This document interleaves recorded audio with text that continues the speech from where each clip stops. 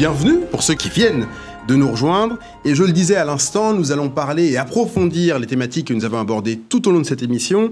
Et cette fois-ci avec 4 invités. Nous sommes avec Guillaume Lanbert. Guillaume, bonjour. Bonjour. Alors Guillaume, vous êtes Head of Cloud Center of Excellence, entre parenthèses AWS Community Builder chez BetClick.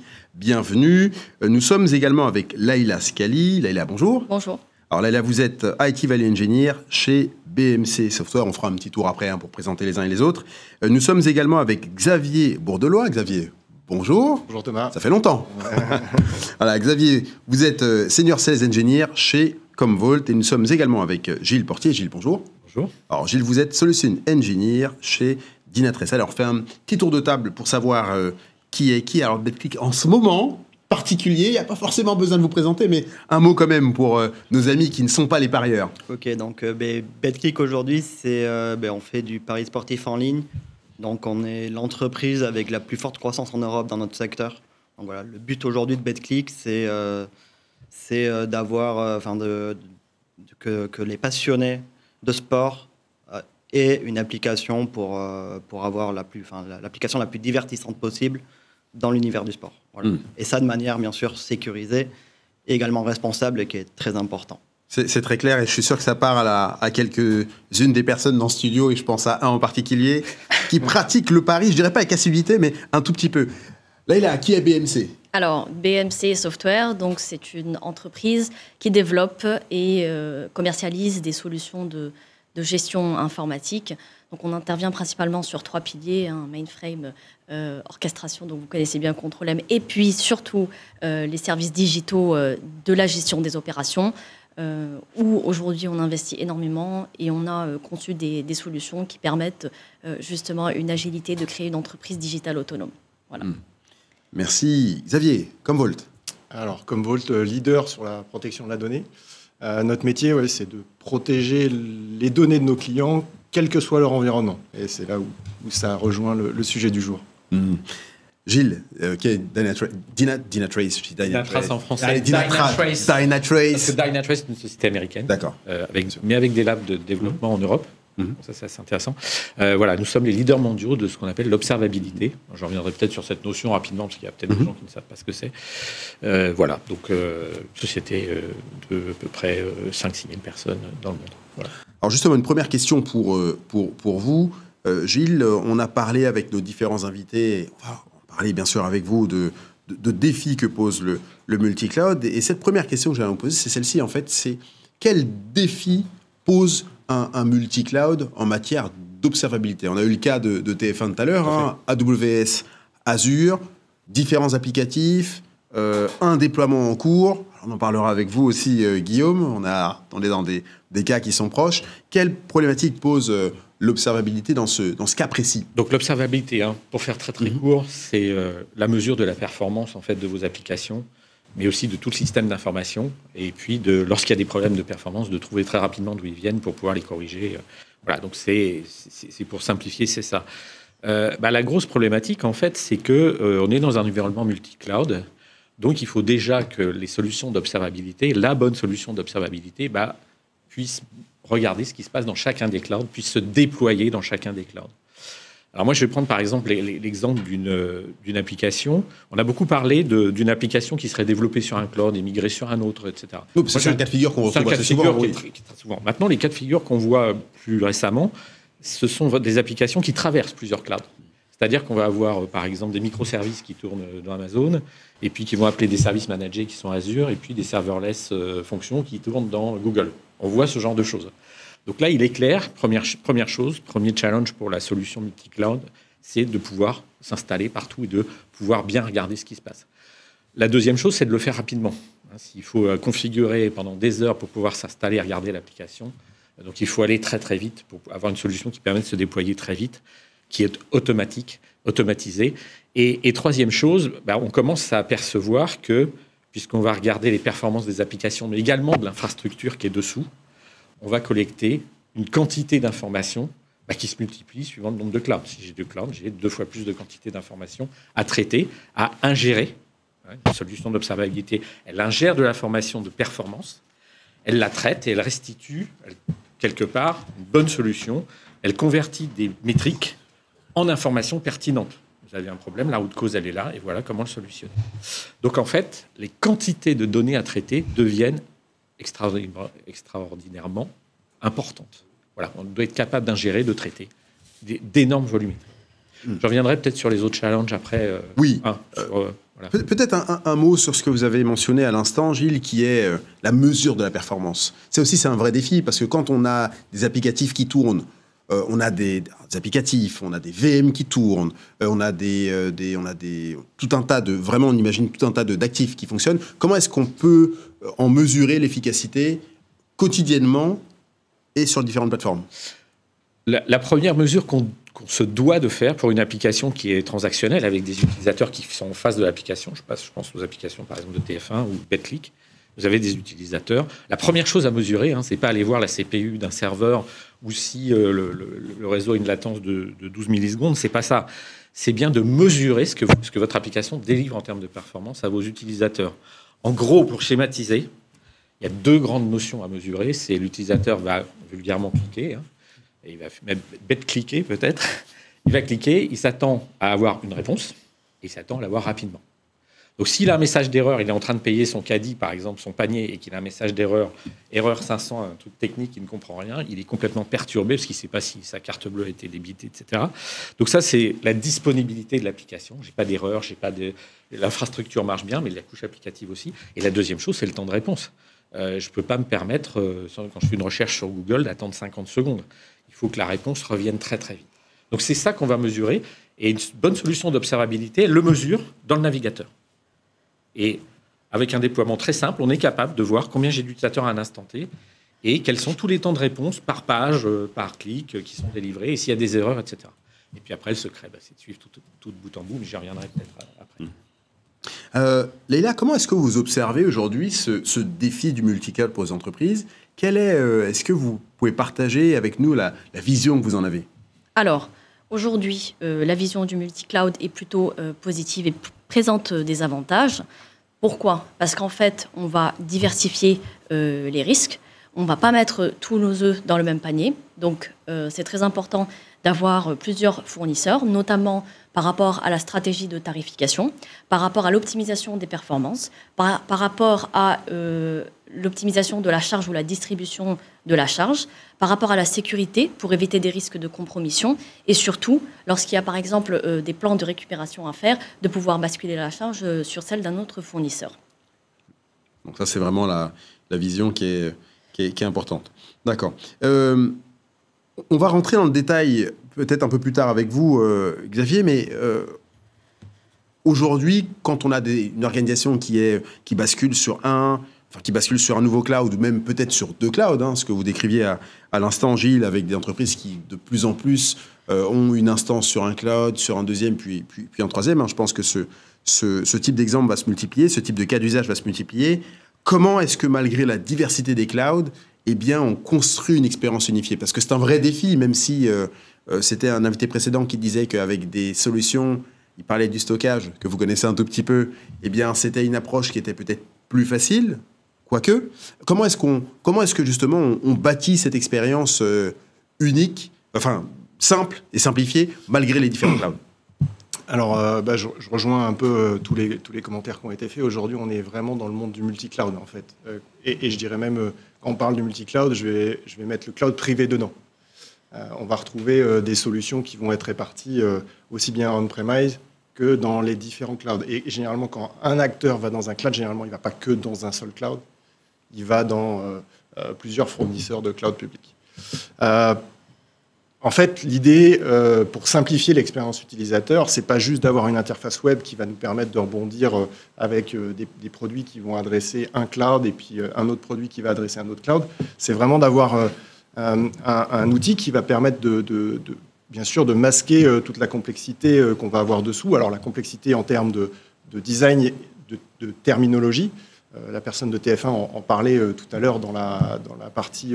quand on a plusieurs clouds, les différences entre les deux, ils n'utilisent pas les mêmes termes, les spécificités de chacun sont un peu particulières, donc il faut être capable d'avoir un produit qui va être capable de masquer cette partie-là, d'apporter les mêmes fonctionnalités, c'est-à-dire qu'une expérience utilisateur, alors pour mon domaine qui est la data protection aujourd'hui, c'est d'être capable pour un utilisateur sur lequel on va lui demander une restauration ou de contrôler des sauvegardes, d'avoir exactement la même interface, les mêmes rétentions, les mêmes philosophies, entre guillemets, produits pour être capable de restaurer. Et ça, c'est très important. Et alors, pour notre part, on va le délivrer parce que notre solution tourne sur un code unique. Et on va avoir une couverture applicative. C'est ce que je disais en introduction. L'idée, c'est quelle que soit, où que soit la donnée, c'est d'être capable de l'adresser. Ça, c'est une réflexion qui est la vôtre, Guillaume. Aujourd'hui, en termes d'expérience unique, en termes de localisation de la donnée, c'est quelque chose que vous avez, qui a nourri votre réflexion pour votre stratégie cloud, je suppose. Tout à fait. On se retrouve, on écoutait également l'intervenant de TF1, on se retrouve un peu dans tout ça.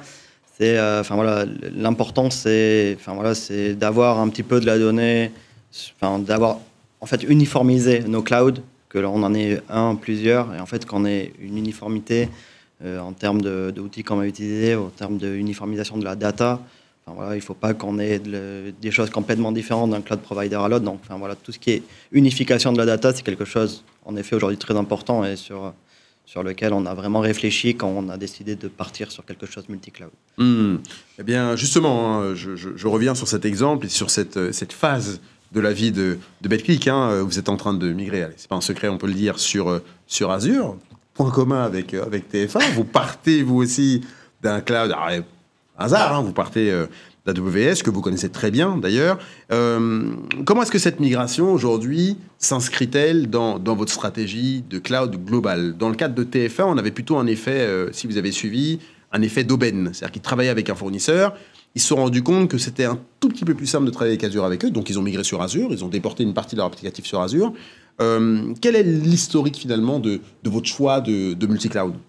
Chez nous, c'est un peu différent. On ne part pas vraiment d'AWS. En fait, on était historiquement on-premise à 100%. Donc, on a commencé en fait un nouveau cas d'utilisation assez important, pour un nouveau business complètement, où on a décidé au début de faire un POC avec AWS, où on s'est dit OK, mais ça marche très bien, on a un time to market, on peut utiliser des services managés, on peut aller bien plus vite sur de la production. Donc ça a commencé à marcher, on a commencé à mettre d'autres use cases qui gravitaient autour de ça dans AWS.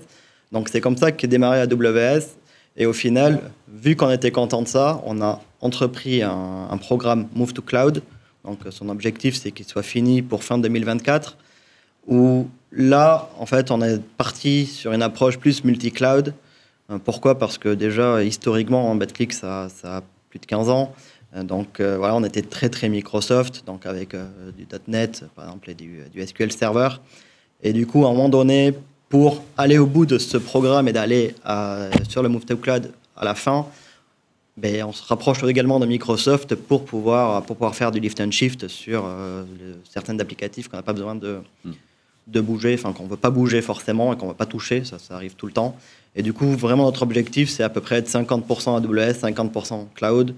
On retrouve les mêmes choses que ce qui a été dit, pour ne pas mettre nos œufs dans le même panier, pour également profiter de la bonne technologie pour le bon use case. Donc voilà, on a des use cases très Microsoft, donc on va aller sur Azure.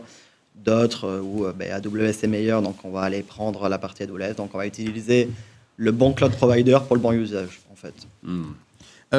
On a beaucoup de questions ce matin. Je vais essayer de les glisser au fur et à mesure. J'en note une là qui arrive, qui est très longue, qui est pour vous, Laïla. Oui. Elle est très longue, donc préparez-vous. Guillaume, encore pour vous, qui dispose dans votre organisation de la vision globale du cloud? On sait que par exemple chez TF1, ils ont construit une cloud team. Chez vous, elle ne porte pas forcément le même nom, vous en êtes le leader.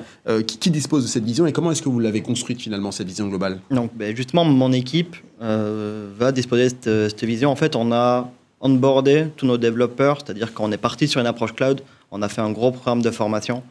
Et dans ce programme de formation, en fait, mon équipe qui est arrivée a mis en place un certain nombre, on va dire, de rituels, c'est-à-dire que pour tout nouveau projet, chaque équipe doit, ce qu'on a appelé un canevas en interne, en fait, chaque équipe doit nous présenter pourquoi ils font ce projet, l'architecture associée, les services qu'ils vont utiliser, ainsi que tout ce qui est coût. Donc, voilà, je sais qu'on en parlera potentiellement après sur la partie FinOps. On va en parler. Mais voilà, également bien tout ce qui est coût, qui est sur ça. Donc voilà, mon équipe a vraiment une vision globale. Ensuite, on a mis en place une instance avec les décideurs de notre IT chez nous, qui sont un peu des reviews d'architecture, donc où chaque projet impactant, donc on va pas le faire sur tous les projets, hein. Il y a un projet, ça va être, je sais pas quoi, une lambda qui va faire de call. Ça, c'est pas très impactant, donc c'est pas ça. Mais sur tous les projets impactants, en fait, les mêmes équipes vont présenter leur architecture aux décideurs IT pour être sûr que tout le monde soit aligné. Donc voilà, c'est comme ça qu'on arrive à avoir une vision globale. Et également uniforme. C'est-à-dire que c'est nous qui voyons entre Azure, il va faire comme ça, AWS, il va faire comme ça, et peut-être ici rapprocher en fait les bonnes pratiques d'un cloud sur un autre. Je reviens juste très rapidement à vous Gilles. Quand on a des équipes comme ça, eh bien votre solution notamment, ou en tout cas des solutions comme celle de Dynatrace ou BMC d'ailleurs, permettent d'avoir une vision, de donner une vision à des équipes qui sont en gros, je dirais, tout à fait cross-platform. Ça fait partie des challenges que j'aurais dû donner en introduction. C'est effectivement, le mot est sorti 3 ou 5 fois, unification. En fait, l'idée, c'est vraiment, j'ai de la performance qui est dans des milieux hétérogènes. Je vais montrer, finalement, la performance ou la non-performance et unifier cette visibilité. Voilà, donc, on peut la montrer à différents niveaux, cette performance, soit à des responsables applicatifs, soit des responsables métiers. L'observabilité, normalement. Alors, derrière l'observabilité, des plateformes d'observabilité, il y a la notion très différente de ce qui se faisait avant. Avant, c'était le monitoring technique. Vous aviez des équipes qui monitoraient des serveurs, d'autres des réseaux, etc. Parfois, à l'époque, on pouvait monter dans les applications, mais c'était assez rare. La notion d'observabilité, c'est une plateforme. Ce n'est pas plusieurs outils. C'est pour ça que l'observabilité dans le multi-cloud, elle est parfaite, parce qu'on a tout dans une seule plateforme. Et on n'utilise pas l'outil du premier fournisseur de cloud, ni l'outil pour regarder les performances du deuxième fournisseur, etc. Parce qu'on reviendrait à faire du monitoring par silo, ce qui ne fonctionne pas, en fait. Donc l'idée de l'observabilité, c'est une seule plateforme qui unifie toutes les données de performance qu'on va observer, applicatives, infrastructures, etc., pour pouvoir remontrer à chaque responsable d'équipe, d'infrastructure qui se préoccupe de l'infrastructure du cloud ou de son infrastructure interne, si on est en premise, de remontrer les bonnes données aux bonnes équipes. Mais on peut montrer effectivement des données de très très haut niveau, à la fois de performance, l'application elle marche bien ou elle ne marche pas bien, et puis des informations métiers également. Et aussi des informations de sécurité. Maintenant, dans l'observabilité, vous avez la sécurité, trouver très très vite les vulnérabilités qui seraient... voilà. Et de descendre jusqu'au niveau du code aussi, qui se déroule en mémoire. Il y a du code qui tourne dans le cloud, et ben on va être capable de voir s'il est performant. Donc on peut, oui, montrer... l'idée d'une bonne plateforme d'observabilité, c'est de faire tout ça, dans une seule plateforme. D'accord, d'avoir vraiment toutes les données. Et pour vous, c'est effectivement critique. Alors, on va juste revenir aux questions. Et il y en a une qui porte, et ça tombe bien, puisqu'on va en parler tout de suite. Le multi-cloud amène des avantages évidents, on est tous d'accord, mais le risque porte sur la complexité, des coûts qui explosent, avec des besoins humains de plus en plus importants, diversifiés, rares et chers. Ce qui nous amène peu ou prou à la question que j'allais vous poser, Lila. Comment est-ce qu'une entreprise peut améliorer sa gestion des coûts dans un environnement multi-cloud, quand on prend en compte la multiplicité des plateformes, des outils, les outils dont on a besoin pour construire une expérience simplifiée, pour l'observabilité, pour des compétences. Comment est-ce qu'on fait tout cela ? Alors, en effet, c'est une très très bonne question et un sujet à adresser en amont. Donc aujourd'hui, en fait, vu la complexité, cette gestion doit devenir une discipline. C'est notre vision de la chose, notamment à travers l'approche FinOps. Donc moi, typiquement, je porte ce sujet chez BMC. Donc d'abord, on commence par établir un état des lieux de ce que nous avons. Des outils qui sont utilisés, de nos différents environnements cloud qui sont présents chez nous. Deuxièmement, on va faire une analyse de comment est-ce que ces environnements cloud sont utilisés. Qui utilise quoi et pourquoi ? Nous identifions ensuite les ressources qui sont sous-utilisées ou pas utilisées du tout. Puis ensuite, on va chercher soit à les réduire, soit à en trouver une utilité. Nous allons identifier également des aires de surcharge. Tout ceci, pourquoi ? Parce qu'en fait, on veut éviter le surprovisionnement sur certaines instances qui va amener à des surfacturations ou bien à des sous-provisionnements qui va amener en fait à des coûts qui ne sont pas nécessaires. Le but de tout ceci, c'est de reprendre le contrôle au niveau financier, au niveau des coûts, par rapport aux différents prestataires. Parce qu'en fait, la multiplicité des clouds a engendré quoi? Un gaspillage au niveau des ressources et un manque de discipline au niveau justement de l'utilisation ou de la gouvernance. On veut reprendre ce contrôle. On reprend ce contrôle en ayant une vision unifiée de ce qui se passe. Et à travers des solutions, on va dire, de visualisation avec des datas en temps réel de ce qui se passe aujourd'hui au niveau de notre utilisation et de la capacité. Ensuite, on va automatiser la gestion de certaines ressources avec des solutions qui sont adaptées au niveau de la capacité. Et puis, on va surveiller en continu. C'est-à-dire qu'il faut mettre en place un dispositif, comme je vous le disais, FinOps, avec des sponsors dans chaque département qui va veiller en fait sur la surveillance, sur le suivi et l'atteinte, on va dire, des KPI. Lorsqu'on a fait tout cet exercice, sur une année par exemple, on fait le bilan et on reboucle sur l'année suivante. Voilà, qu'est-ce qu'on a fait, où est-ce qu'on a dépensé, etc., pour savoir où allouer les budgets. Et bien sûr, dans tout ça, c'est très important de responsabiliser les métiers dans cette approche. Comment est-ce que vous allez justement répondre à ce défi de la dépense, Guillaume? Vous êtes sur un cloud A, vous basculez aujourd'hui sur un cloud B, vous avez une équipe pluridisciplinaire, je dirais, multi-cloud, capable de comprendre ce qui se passe sur un cloud A et B, Azure et AWS. Comment est-ce que vous répondez à ce défi posé par la dépense finalement? Déjà, en fait, la problématique des coûts, c'est quelque chose qu'on a adressé dès le début de notre programme Move to Cloud. C'est-à-dire, c'était vraiment une de nos stratégies de départ. Donc déjà, pour ça, on a formé nos développeurs. On a également formé les décideurs IT, c'est-à-dire qu'on leur a fait faire des formations sur les coûts des cloud providers dans une formation FinOps qui existe. Donc, c'était un nouveau métier pour eux. Ils ont dit, OK, maintenant, il va falloir qu'on fasse attention à ça. Ensuite, on s'est également rapproché de la finance. Donc avant, la finance, c'était facile pour eux. Maintenant, le cloud, quand même, un changement de paradigme pour la finance. Donc, on s'est vraiment rapproché de la finance. Donc, pour ça, on a formé également les gens de la finance. Donc, on leur a fourni des formations basiques sur les coûts, sur le cloud, sur des choses comme ça. Et également, on a mis une instance, c'est-à-dire que moi qui fais aussi un petit peu, qui gère la finance du coup dans les clouds, je fais régulièrement, donc au moins une fois par mois, des points avec la partie finance pour qu'on suive nos coûts et qu'on discute finance dans nos clouds. Donc ça déjà, c'est un gros rapprochement, donc qui est un peu l'approche FinOps dans les faits, c'est un rapprochement entre les équipes finance et l'IT.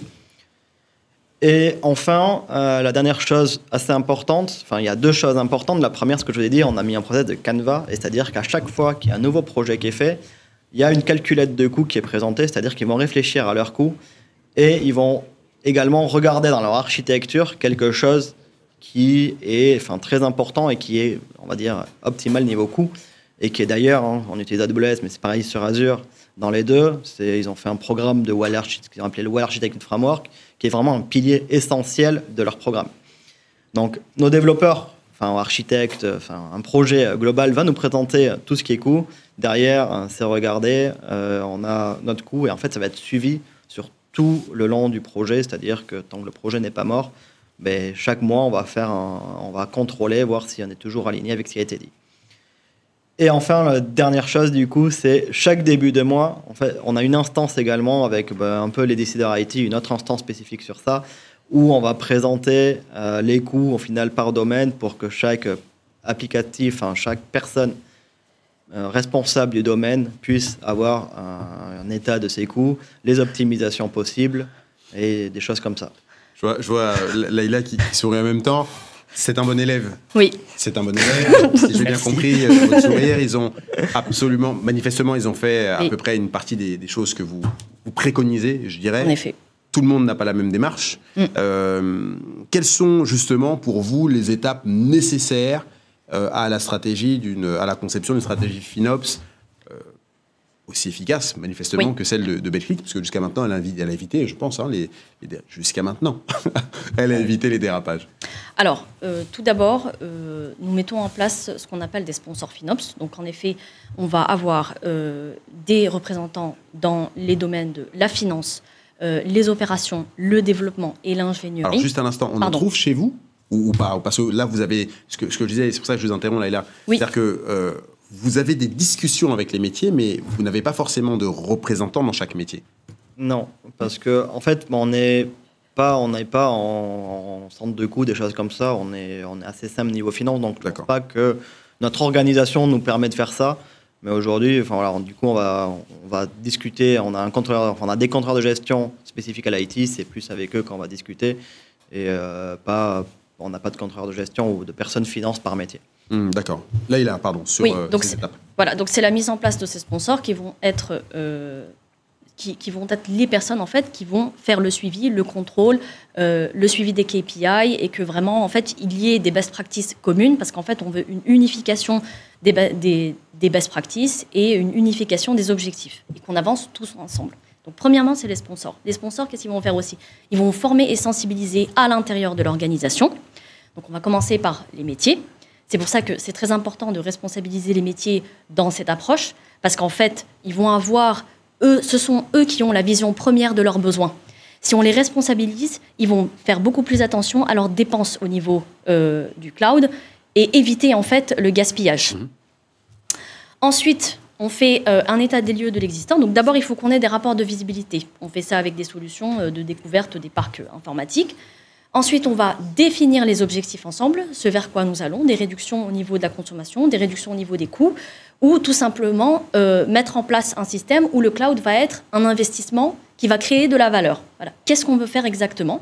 Ça dépend de la stratégie de l'entreprise et de la vision. Ensuite, on va mettre en place des mécanismes de contrôle, justement pour s'assurer que tout le monde avance dans le même objectif et avec des KPI. Typiquement, par exemple, le développement. Aujourd'hui, ça ne sera plus le time to market des applications, mais c'est aussi comment est-ce qu'ils ont fait pour sortir cette application. C'est-à-dire quelles sont les ressources qui ont été utilisées et est-ce que ça a été optimal. Et puis ensuite, on va sensibiliser tout le long, faire le suivi tout le long. C'est un process qui est continu. Voilà. Et le but, c'est vraiment de créer un retour sur investissement de toute cette infrastructure cloud qu'on est en train de mettre en place, qui finalement ne doit pas être un coût supplémentaire, mais il doit être générateur de valeur dans la direction des objectifs de l'entreprise. Voici comment on fait. Il y a une question également que je voulais aborder, une thématique que je voulais aborder, c'était celle dont on a parlé tout au long de cette émission, c'était celle de l'adhérence et de la mobilité. Gilles, vous en avez parlé déjà à plusieurs reprises, et je me tourne vers vous, Xavier. Aujourd'hui, on sait qu'une entreprise, lorsqu'elle bascule sur le cloud, eh bien, elle se pose forcément la question de la réversibilité. Je pense que, Guillaume, vous voulez te poser peut-être au moins une fois, de pouvoir récupérer un applicatif ou d'éviter qu'il soit bloqué sur une plateforme, pouvoir le bouger, et ainsi de suite. Comment est-ce que, justement, vous rassurez les entreprises de votre côté sur cette question de la réversibilité qui peut être absolument critique, notamment en cas de fusion-acquisition. Je pense qu'à là, mais je peux encore en citer d'autres.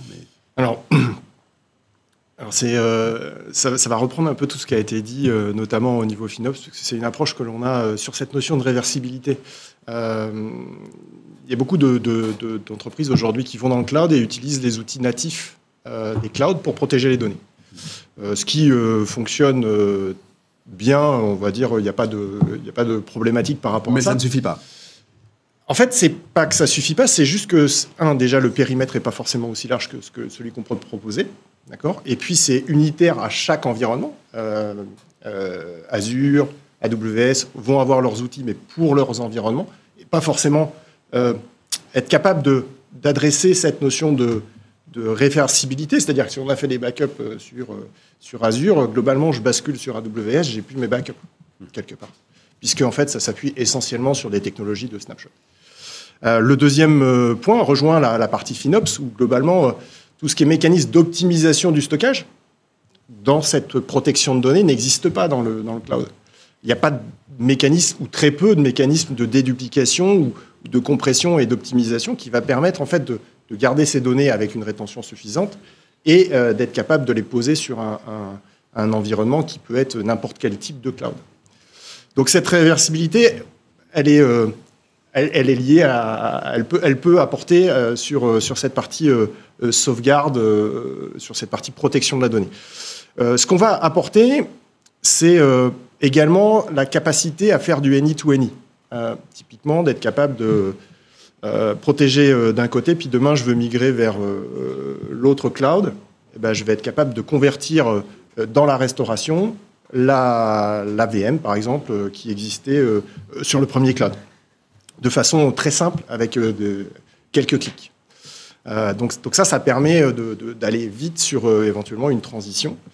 Ça permet également d'avoir des capacités de disaster recovery, donc de réplication de données. On est capable de répliquer entre de l'AWS et de l'Azure, du VMware, je parlais de on-premise tout à l'heure, du VMware, de l'Azure, de l'AWS, et de façon régulière, et puis de déclencher un PRA très rapidement. Ça permet également d'utiliser cette notion de PRA juste pour ce que le cloud peut apporter au niveau financier, c'est-à-dire qu'on paye quand c'est démarré. Donc, quand c'est pas démarré, le coût est plus optimisé. Donc, on peut travailler sur cette partie-là et cette notion de réplication très simplement sur cette partie et simplifier quelque part la réversibilité. Voilà.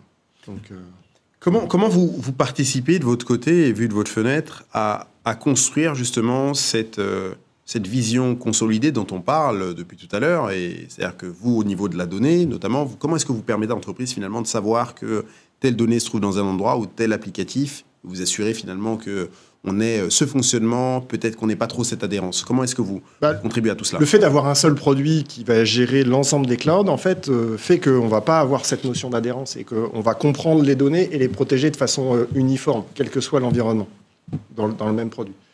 Donc, ça permet d'avoir des rapports consolidés, enfin d'avoir une vision globale, d'avoir des dashboards un peu comme vous l'expliquiez tout à l'heure, c'est-à-dire des dashboards un petit peu plus haut niveau qui vont avoir leur importance pour certains, pour le management, et puis de descendre un petit peu dans le deep dive si on doit rentrer plus spécifiquement sur un cloud ou un autre, ou un environnement ou un autre. Donc ça, c'est important. Cette notion aussi de consolidation et d'adressage de la donnée globale va aussi aider sur tout ce qui est mécanisme d'intelligence artificielle et de machine learning, puisqu'on va avoir la donnée à un seul endroit. Donc ça va simplifier cette corrélation et ça va également apporter, alors sans parler d'observabilité pour nous, mais plus pour la partie sécurité, en fait, des informations typiquement sur le comportement anormal d'un système ou un autre. Vous voulez dire un mot, Leïla? Pas forcément. D'accord. Je pensais que vous vouliez compléter. On reviendra sur vous de toute manière on dira un mot sur le FinOps. Guillaume, est-ce que cette crainte d'adhérence, on a parlé tout à l'heure, est-ce que déjà c'est une crainte pour vous? Est-ce qu'aujourd'hui vous posez cette question dans votre opérationnel quotidien? Comment est-ce que vous l'avez contournée si elle venait à se poser? Quelle stratégie vous avez mis en place pour la contourner finalement? En fait, c'est pas vraiment une crainte.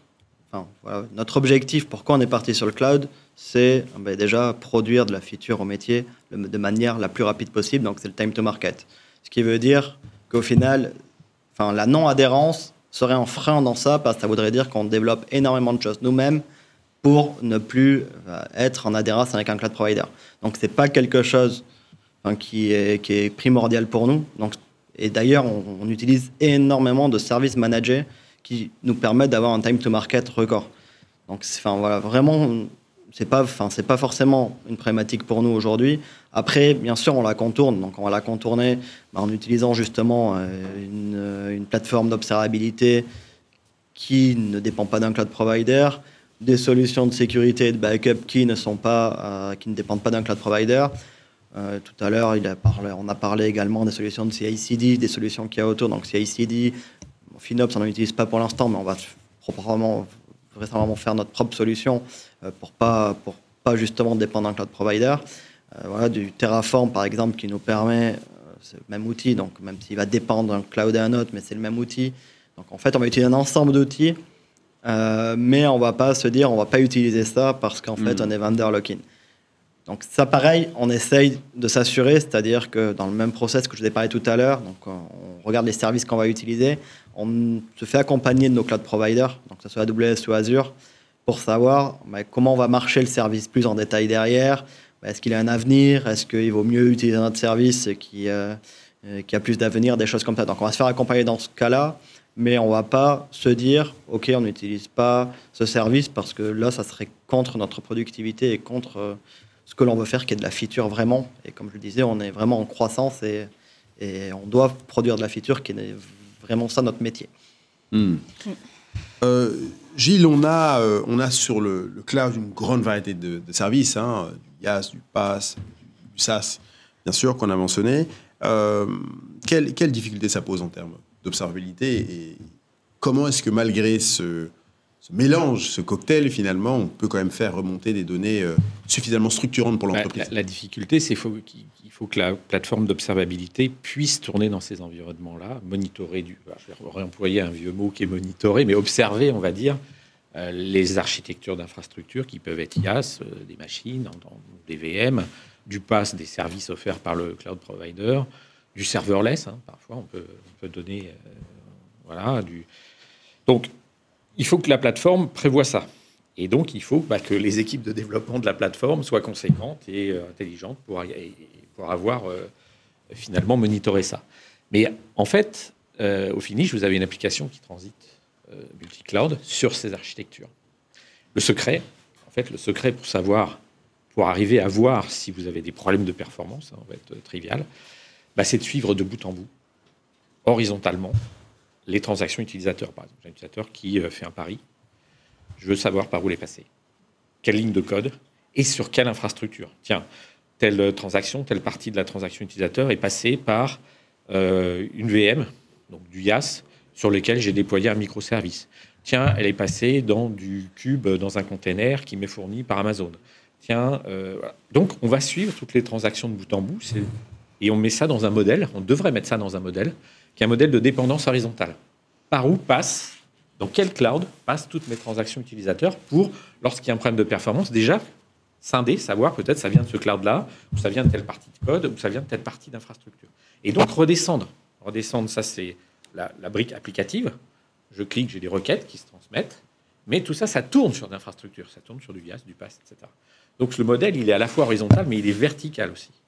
Et c'est donc être capable de fournir de l'information pour dire, quand ça se dégrade quelque part, ma plateforme d'observabilité doit être capable de vous dire d'où ça vient, trouver la route cause. Est-ce que ça vient plutôt de l'infrastructure? J'ai une VM dans mon IaaS qui n'a pas assez de mémoire parce qu'elle est saturée, on lui demande trop de choses. Je ne sais pas, il y a eu une promotion sur les paris et il y a un événement phénoménal et puis on a oublié de provisionner les VM qu'il fallait. Enfin, je ne pense pas que ça soit le cas, mais voilà. Donc, trouver peut-être qu'à un instant donné, il y a des gros problèmes de performance qui impactent le métier, évidemment, et que ça vient de l'infrastructure ou de l'application elle-même. Donc, le secret, quelque part, c'est de prendre des métriques, de regarder des logs un peu partout, mais c'est aussi de suivre les fameuses traces de bout en bout. Et le secret d'une bonne plateforme d'observabilité, c'est d'être capable de faire ça pratiquement sans modifier le code de l'application. C'est-à-dire que les développeurs, on ne leur demande pas de modifier le code, on est astucieux, on met quelque chose qui observe toutes les transactions de bout en bout et n'ont pas besoin de modifier leur code. Et en plus, on regarde ce qui se passe sur l'infrastructure. J'aimerais qu'on dise un mot sur la sécurité. Alors, on reviendra un tout petit peu sur le FinOps en toute fin d'émission pour résumer, parce qu'il y a encore quelques points que j'aimerais vous voir aborder, Laïla. Xavier, je me tourne vers vous. Comment est-ce qu'on répond? Quelle réponse on peut apporter à des entreprises qui se disent finalement nouveau cloud, plus de surface d'exposition, donc plus de risques de perte de données? Comment est-ce qu'on répond finalement au défi de la sécurité?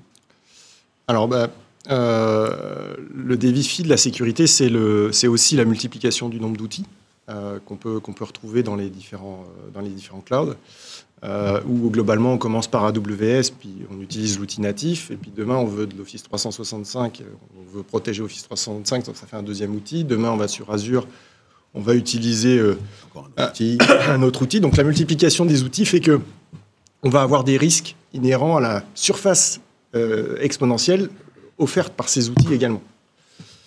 Donc notre approche, elle est vraiment différenciante par rapport à ça, où globalement, aujourd'hui, on se veut agnostique de toute infrastructure et d'apporter les mêmes niveaux de sécurité que l'infrastructure, elle soit on-premise, dans le cloud, dans n'importe quel cloud. Et pour ça, on va s'appuyer sur tout ce qui est, par exemple, architecture Zero Trust, sur tout ce qui est environnement de stockage immuable, qui soit sur des baies warm on-premise, ou sur de l'object lock, sur du stockage objet, de l'immutable storage sur Azure, etc. Donc on va être capable d'adresser et de fournir ces éléments. Pour preuve, aujourd'hui, on est la seule solution, globalement, qui est capable de valider l'ensemble des critères pour être certifié FedRAMP High, qui est le plus haut niveau de certification aux États-Unis. D'accord. Donc, moins d'applicatifs, c'est aussi... C'est un gage. C'est ça. Hein. C'est un gage de sécurité, puisque on va être capable d'avoir moins d'ouverture par rapport à ça, et donc de répondre à l'ensemble des problématiques de sécurité, enfin, de la protection des différentes données. Pardon. Alors, on pouvait difficilement avoir une émission comme ça sans parler d'IA. On en parle très, très, très souvent, très, très, très souvent, y compris sur IT for Business. Gilles, quel rôle l'IA peut jouer? Comment est-ce qu'elle peut aider justement à voir plus, à traiter plus, à observer mieux et à fournir peut-être des informations? Voilà, on voit clairement que les environnements multi-cloud, c'est plus complexe qu'un seul cloud ou que d'être on-premise avec un seul data center. Donc, en fait, le multi-cloud apporte de la complexité. Et pour trouver pourquoi ça ne marche pas, je disais tout à l'heure qu'on ingère des quantités de données phénoménales, plusieurs dizaines, centaines de téraoctets de données par jour, par exemple. Et pour trouver que ça ne marche pas dans des architectures complexes, l'intelligence humaine ne peut plus le faire, en fait. On est arrivé à ce qu'on faisait traditionnellement du monitoring, où on voyait une CPU qui montait, on disait le problème vient de là, c'est fini, c'est terminé. C'est devenu tellement complexe, avec du serverless, avec des services managés, etc., que l'intelligence humaine ne peut pas regarder les chaînes de bout en bout, il ne peut pas regarder des milliards de transactions de paris ou des choses comme ça. Donc l'intelligence humaine, quand on a la donnée pour trouver les problèmes de performance, l'IA va faire l'analyse pour vous. Et en fait, donc ça doit être prévu au départ dans la plateforme d'observabilité. On ne peut pas avoir collecté des milliards de données puis se dire tiens, je vais mettre un moteur d'IA qui va généralement faire de la corrélation. Ça ne marche pas. En fait, il faut que le moteur d'IA soit à l'origine de la plateforme d'observabilité et qu'on ait créé ce fameux modèle de dépendance horizontale verticale et que l'IA travaille dessus. Et par exemple, chez Dynatrace, on a inventé un concept, un nouveau mot qui s'appelle l'IA hypermodale. Alors si vous voyez ce terme-là dans la terminologie de l'observabilité, c'est Dynatrace qui l'a créé. En fait, on va s'appuyer sur 3 IA pour trouver des problèmes de performance. 3 IA qui se parlent entre elles et qui s'alimentent. Une IA qui est une IA qu'on appelle causale. Causale, c'est trouver les problèmes de performance et trouver la route cause tout de suite. Donc l'IA va vous dire, j'ai un ralentissement, j'ai 1000 personnes connectées sur le site de BetClick, j'en ai 950 qui ne peuvent pas cliquer sur le bouton « je valide mon pari ». L'outil va vous dire ça tout de suite et va vous dire la route cause, c'est peut-être parce qu'il y a telle ligne de code qui a changé ce matin, il y a eu un déploiement, et telle ligne de code est en erreur 500, voilà, et ça empêche ça. Donc ça, c'est l'IA causale. C'est pas de la corrélation, c'est vraiment de la causalité. C'est des arbres de faute qui sont parcourus, c'est des algorithmes qui sont utilisés par la NASA, ce genre de choses. Ensuite, il y a l'IA prédictive. C'est intéressant de dire finalement l'état de mon système, il est dans un certain état. Je voudrais prévoir comment ça va se dérouler dans l'heure qui vient ou dans la semaine qui vient, parce que peut-être que ça va casser. Donc l'IA prédictive, elle va s'appuyer sur les données de l'IA causale et va commencer à vous dire comment ça va se passer. Et puis la troisième brique, c'est l'IA générative. L'IA générative, c'est le fait que vous allez déjà pouvoir parler en langage naturel à votre système d'observabilité. Et puis c'est sortir aussi des bonnes pratiques, c'est sortir, il y a eu tel problème qui s'est passé, il y a eu telle route cause, et bien de automatiquement générer la remédiation, par exemple, l'autoremédiation. Donc on génère finalement la correction du problème. Et tout ça, tout cet ensemble d'IA, qu'on appelle hypermodal, va vous permettre finalement de mettre de l'observabilité très très vite, de la déployer, de récupérer des milliards de données et de laisser faire l'IA qui va vous dire ça, là ça marche bien, là ça marche pas bien. Là j'ai un problème peut-être sur l'infrastructure, mais ça n'a pas d'impact sur l'appli. J'ai une appli qui marche pas bien et ça vient des fournisseurs de cloud, mais pas de tel autre, parce qu'on suit toutes les transactions. Donc il y a un nouveau terme. Un nouveau terme et il y a hypermodal. Oui. Un nouveau terme et un nouveau renfort, surtout pour les entreprises. Là, une toute dernière question pour vous, oui. Leïla. nerf de la guerre, les coûts, les sous. Toute dernière question, comment l'entreprise peut-elle se construire une vision vraiment unifiée de ses dépenses cloud? Comment peut-elle faire? Alors, je vais y répondre d'abord en faisant un follow-up par rapport à la réponse qui a été donnée par Gilles. En effet, l'IA aujourd'hui doit être le centre en fait des process aujourd'hui en entreprise. Alors, il faut savoir que BMC a été nommé leader par le Forrester sur l'AIOps, sur l'étude qui est parue en juin dernier. Et en fait, qu'est-ce que ça veut dire? Ça veut dire qu'en fait, notre solution de gestion en fait des opérations, non seulement en fait va avoir une capacité au niveau de l'observabilité, mais elle va aussi relier à la capacité d'optimiser les ressources. C'est-à-dire que nous, avant même qu'il y ait l'incident, notre solution de gestion de la capacité va déjà faire en sorte que l'incident soit évité. Voilà, et c'est d'avoir une plateforme en fait qui soit unifiée. Donc la réponse, c'est quoi? C'est d'avoir une plateforme unifiée qui est centrée sur les technologies aujourd'hui, donc l'IA, le machine learning. En ce qui concerne les coûts et la capa, c'est avoir une seule console pour avoir la vue sur aujourd'hui l'utilisation. C'est aussi d'automatiser les process qui permettent de gérer la charge. Donc on fait ça typiquement avec notre solution de capacité. C'est des alertes lorsqu'il y a des dépassements, avant qu'il y ait un incident, parce qu'en effet, on travaille aussi avec des métriques et des logs qui communiquent entre les deux modules, justement. Et puis ensuite, c'est d'avoir une vue par catégorie de ressources pour avoir une bonne gouvernance et savoir là où on doit investir. C'est ce qu'on disait tout à l'heure, notamment au niveau de la responsabilité des métiers. Et puis surtout, c'est un suivi en temps réel des fluctuations des prix en fait, du cloud.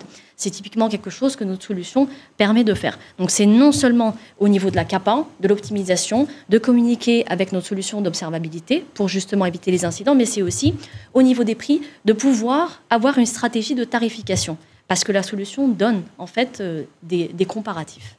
Voilà. Et ce sera sur ces bons conseils le mot de la fin. Merci à tous les quatre. Merci à vous de nous avoir suivis. Je vous donne rendez-vous le 19 octobre prochain. Notez bien le 19 octobre prochain pour parler d'IA. Bien sûr, vous l'avez deviné, d'IA générative et de l'impact de l'IA sur les métiers. Merci beaucoup, bien sûr, à l'équipe technique. Quant à moi, je vous souhaite une bonne journée et je vous dis à bientôt.